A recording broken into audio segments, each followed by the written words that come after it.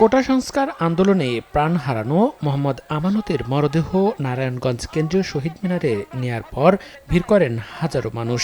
বৃহস্পতিবার রাতে আমানতের মরদেহবাহী ভ্যান পৌঁছায় শহীদ মিনারে।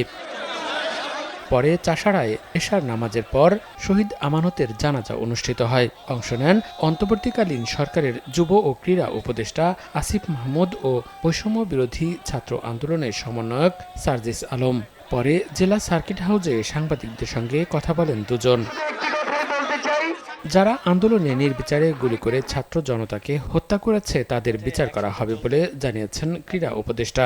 যারা আমার ভাইদেরকে এভাবে শহীদ করেছে, আহত করেছেন, তাদের বিরুদ্ধে ব্যবস্থা নেওয়া হবে এবং তাদের প্রত্যেকের বিচার নিশ্চিত করা হবে। এদিকে বৈষম্য বিরোধী ছাত্র আন্দোলনের সমন্বয়ক সার্জিস আলম বলেন, শেখ হাসিনা ভারতে বসে উস্কানিমূলক বক্তব্য দিয়ে দেশকে আবারও অস্থিতিশীল করার চেষ্টা করলে জনগণই তা রুখে দেবে।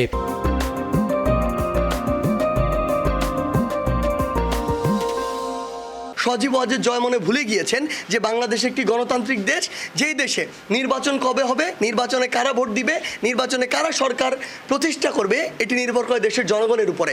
তারা তাদের 16 বছরে এটি কখনো করেননি দেখে তারা মনে করছেন এখনো মনে হয় সেটি রয়েছে। নিখোঁজের 9 দিন পর 14 আগস্ট ঢাকা মেডিকেলের মর্গে শনাক্ত হয় শহীদ আমানতের মরদেহ। গত 5 আগস্ট মার্চ টু ঢাকা কর্মসূচিতে যাত্রাবাড়ি এলাকায় গুলিতে প্রাণ হারান তিনি। সময় সংবাদ, নারায়ণগঞ্জ।